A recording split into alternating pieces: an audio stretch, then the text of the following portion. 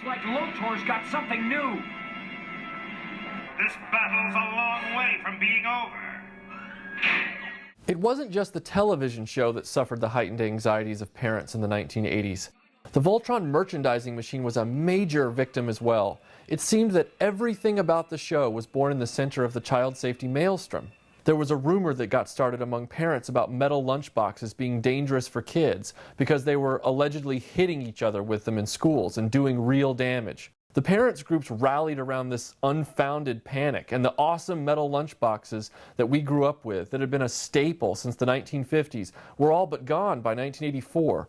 That was the year Voltron first aired. But the real crippling blow for Voltron landed twice on the centerpiece of World Events merchandising, the toy robot itself. See, World Events had worked a deal with Matchbox to have Japanese toy maker Bandai remake their beautiful, intricately detailed Go Lion toy from 1981 and export it to the United States. Unfortunately, a few years previously, a kid had choked to death thanks to a spring-loaded missile from a Battlestar Galactica toy. So American parents groups rattled their sabers, and anything small, spring-loaded, or even pointy was all but gone from toys.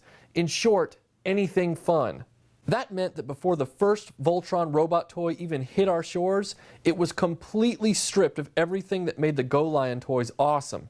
Here's a comparison showing an actual Japanese Popey Go Lion alongside the first US release by Matchbox. See anything missing? That's a lot of styrofoam and zero accessories. I guess it's okay though, because Voltron never used any of that stuff in the show, the sword least of all. Forward, blazing sword!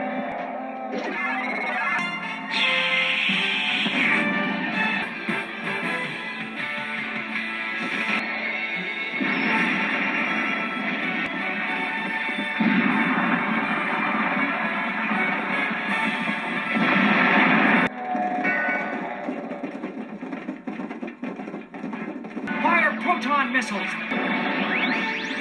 Right out of the sky! Ready, set, go! So you'd put the Matchbox version together, and you'd have a statue-like robot with nothing to do. That didn't stop demand, though. However, with the price tag being $70+ for a full set of Lions in 1984, it was one expensive toy.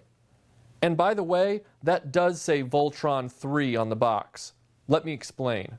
World Events intended to use 3 different Japanese shows and make a trilogy of Voltron cartoons. Go Lion just ended up being one of them, and was initially called Voltron 3 in promotions and merchandising materials. Because it was their favorite show, they aired it first. Voltron 1, a vehicle robot, was from a show called Die Rugger 15, which was the second show aired as Voltron.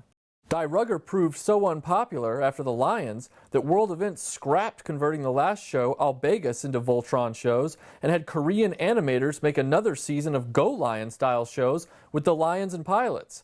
As a result, the toys called Voltron 2, originally from the show Albegus, fell into collectible obscurity while the others were repackaged as just Voltron. I only had the Black Lion growing up, and there isn't much you can do with that when the show centers on 5 lions that combine into a giant robot. But it wouldn't really matter for long because as demand increased, Bandai and Matchbox subcontracted the manufacturing of the toy to a factory in Taiwan, which apparently increased the lead content of the paint to such a questionable degree that an enterprising parent found out and, yep, freaked out. Recall notices were issued, the lead scare made the news, and the die-cast Voltron Lions became a toy aisle pariah. Some kids who already had the early ones coveted them. The rest of the kids like me were out of luck, but a company called Panache Place moved in to fill the gap. Panache's line of Voltron figures were entirely based on the Lions, and that was a smart move. They were slightly larger and all plastic, which was another smart move when it came to squirrely parent groups. They weren't very accurate to the TV show Lions, but Panache did deliver 4-inch action figures of the pilots that could fit inside them, complete with the lion keys and removable helmets, as well as a great grouping of villains from the show. All in all, a big plus. A bigger plus was the fact that the Lions came with weapons like the mouth blades and cannon attachments, similar to the Japanese Go Lion toys, just without the spring-loaded missiles. This is the Panache Voltron I received when I was 6 years old in the Christmas of 1984. Looks pretty good, doesn't it? At the time, the kids with the Matchbox Voltron made fun of us losers with the Panache Voltron. In hindsight, though, the Panache Voltron was really an awesome toy.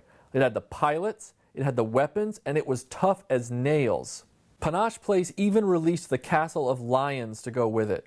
The castle came with the little rope elevator thing, the shuttle they used to get to the lions, the Tomb of the King complete with a ghost and that little bird statue, a ton of guns, and even the castle key that they used in the show to transform the fortress into a spaceship. The only letdown with the castle was a lack of other good guys in the line to man the fortress, and the pilots were out forming Voltron. I guess you could grab some misfits from the Star Wars line, like a few Cloud Car pilots. Still, it would have been really nice to have some palace guards and Koran. They also made a series of vehicles for the villains, like the Robeast coffins, a tank, and a few small fighters.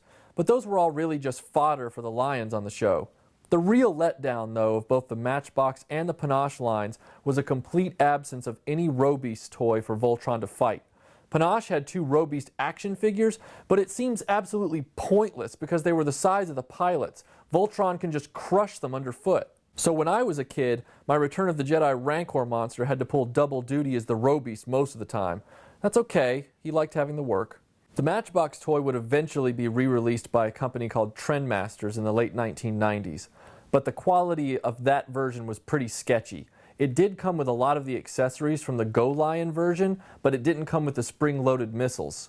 In the last few years, Voltron has experienced a kind of renaissance, most notably Toynami, who in 2006 released an all-die-cast homage edition to the original Popey Go Lion, which is one of the most beautiful toys ever designed. Most recently, Mattel has stepped up, and they're working on a 24-inch version of the classic Voltron, complete with figures as almost a salute to the Panache Place line. So it's really an exciting time right now to be a Voltron Go Lion fan. Enter the world of Voltron, where thrilling adventures let you soar beyond the limits of your imagination. Where the valiant Voltron force merges together in their robotic lions to challenge the might of King Zarkon's demonic minions and menacing machines.